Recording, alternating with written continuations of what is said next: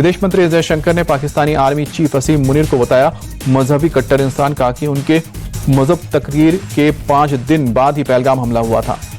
विदेश मंत्री एस जयशंकर ने भारत और पाकिस्तान के बीच सीज फायर में अमेरिका की किसी भूमिका से इनकार किया। कहा कि दोनों देशों के बीच बातचीत के बाद युद्ध विराम हुआ।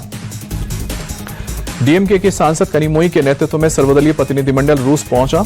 कनिमोई बोली कि रूस हमारा रणनीतिक साझेदार है। इस समय रूस के हमारा संपर्क करना महत्वपूर्ण है। यूएई के मंत्रियों से मिलने के बाद बोले श्रीकांत शिंदे, आतंकवाद के खिलाफ भारत की लड़ाई में यूएई ने अपनी प्रतिबद्धता जताई है। आतंकवाद का कोई धर्म नहीं, पूरी दुनिया के लिए खतरा। भारतीय सांसदों के साथ बैठक के बाद यूएई का बयान। टोक्यो में जापान के विदेश मंत्री से मिले सर्वदलीय डेलीगेशन। आतंकवाद के खिलाफ भारत के उठाए कदम और ऑपरेशन सिंदूर पर दी जानकारी। संजय कुमार झा ने कहा कि जापान ने आतंकवाद के खिलाफ कार्रवाई को जरूरी बताया है। भारत के उठाए कदमों की भी सराहना की। ऑपरेशन सिंदूर पर सियासत जारी। बीकानेर में प्रधानमंत्री मोदी के भाषण पर राहुल गांधी ने सादा निशाना बताया खोखला। पूछा कि कैमरे के सामने ही आपका खून क्यों गर्म होता है। पाकिस्तान को लेकर जेडीयू नेता राजीव रंजन बोले भारत के शौर्य और पराक्रम के सामने पाक सेना ने आत्मसमर्पण किया है। हमारी सेना ने आतंकी ठिकानों को नेस्तनाबूद किया।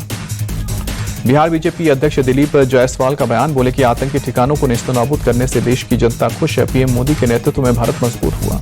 एआईएमआईएम चीफ असदुद्दीन ओवैसी ने कहा कि पहलगाम की घटना को 1 महीने हुए हैं। सरकार से अपील है कि उन दहशतगर्दों को पकड़िए जिन्होंने हमारी बहनों को विधवा किया।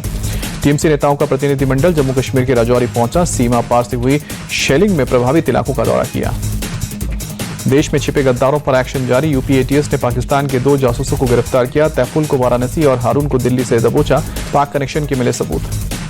तैफुल पर पाकिस्तानी नंबर्स पर जानकारी साझा करने का भी आरोप। आतंकी संगठन तहरीके लबैक से भी था संपर्क। तैफुल के फोन में मिले 600 पाकिस्तानी नंबर।